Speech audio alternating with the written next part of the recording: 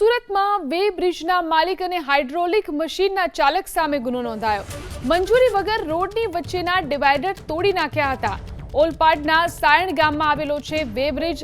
અંગત ફાયદા માટે ડિવાઈડર તોડી નાખવામાં આવ્યું.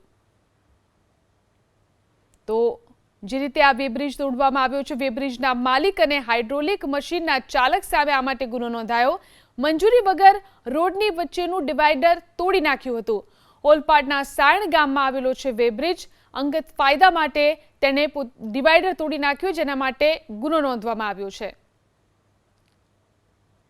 સુરતમાં વે બ્રિજના માલિક અને હાઇડ્રોલિક મશીનના ચાલક સામે ગુનો નોંધાયો.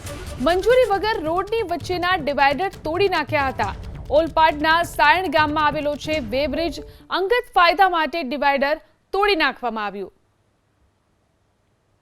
તો જે રીતે આ વે બ્રિજ તોડવામાં આવ્યો છે, વે બ્રિજના માલિક અને હાઇડ્રોલિક મશીનના ચાલક સામે આ માટે ગુનો નોંધાયો. મંજૂરી વગર રોડની વચ્ચેનું ડિવાઈડર તોડી નાખ્યું હતું. ઓલપાડના સાયણ ગામમાં આવેલો છે વે બ્રિજ. અંગત ફાયદા માટે તેને ડિવાઈડર તોડી નાખ્યું, જેના માટે ગુનો નોંધવામાં આવ્યો છે.